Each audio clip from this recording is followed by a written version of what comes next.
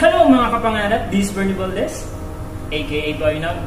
At ang topic natin ngayong araw na to, o gabi man, kung anong oras kayo nanonood, ay 3 bucket system. Ano nga ba ang 3 bucket system? Alam mo guys, ang 3 bucket system ay isa sa pinakamalaking aspeto o sistema sa barko, sa cruise ship.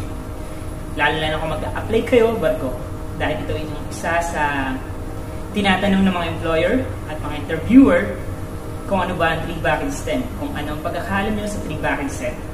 3 bucket system stands for red bucket, which is wash, and gray, which is for rinse, and the last, so white bucket stands for sanitize.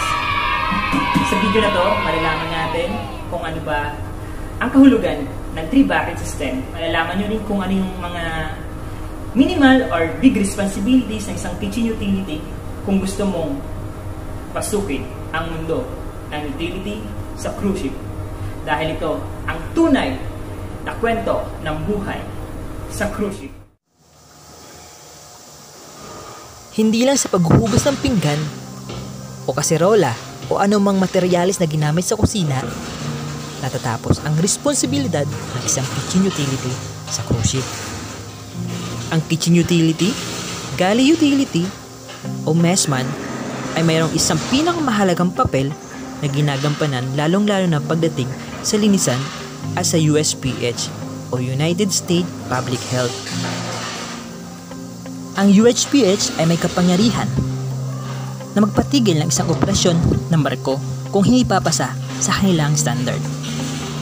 Lalong-lalo na kung ang sinasakyang mong barko ay nasa US port.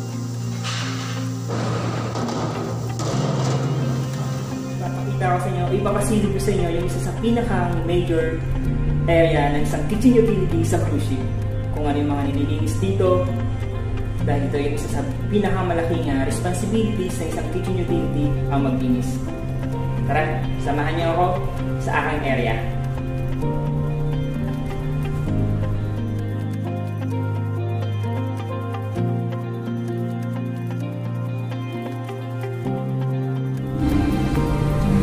So, gagamit tayo ng PPE o Personal Protective Equipment like this safety mask para natin malanghap yung chemical na gagamitin natin.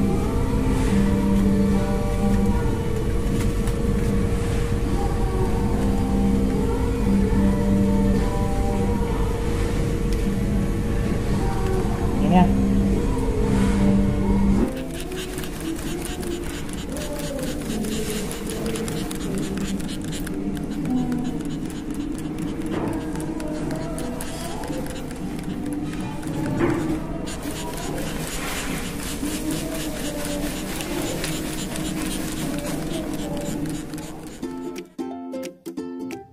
Sa unang bahagi ng 3 bucket system, gagamit tayo ng red bucket na may laman na sabon at hot water.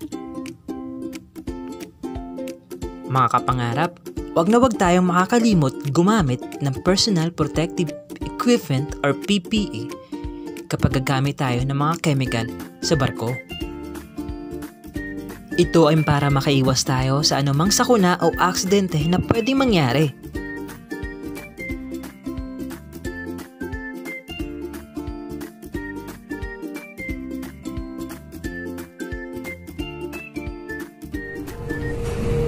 Sa pagbabanlaw ng oven, kailangan nating gumamit ng malinis na mop at saka mop at saka gray bucket for the rinse.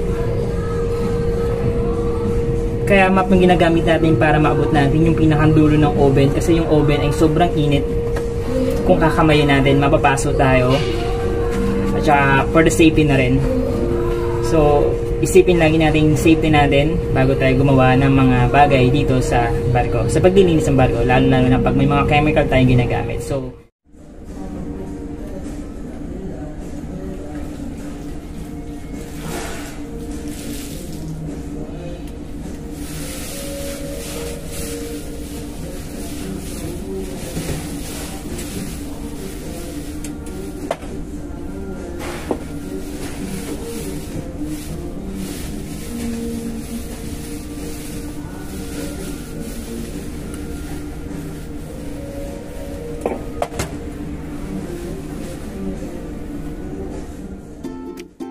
Sa ikalawang bahagi ng 3 bucket system, ang gagamitin naman natin ay gray bucket na may laman na hot water at basahan.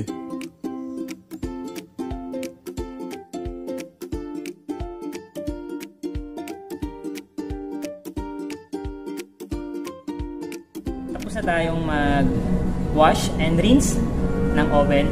So gagamit na tayo ngayon ng sanitize, the white bucket. Ang white bucket ay may laman na cold water at 100 ppm chlorine para malas natin yung microorganism or mga bacteria sa isang surface. Importante ito, lalong-lalo kapag nasa USPH tayo, the 100 pph of chlorine.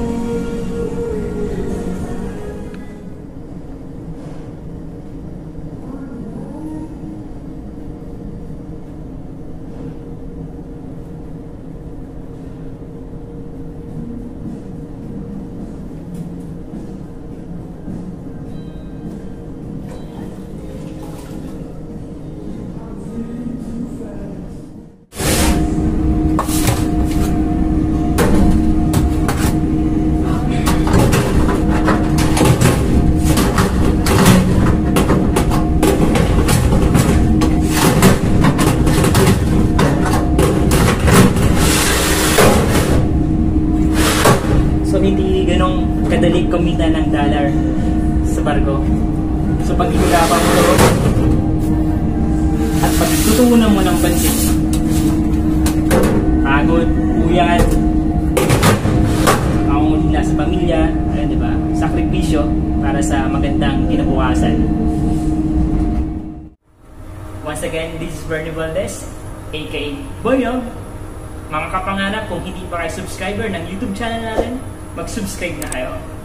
Just hit the notification bell, subscribe, at kung gusto nyo mag-comment na rin kayo kung may gusto kayong sabihin para ma-enhance natin kung ano yung mga topic na pwede natin i-tackle sa YouTube channel natin.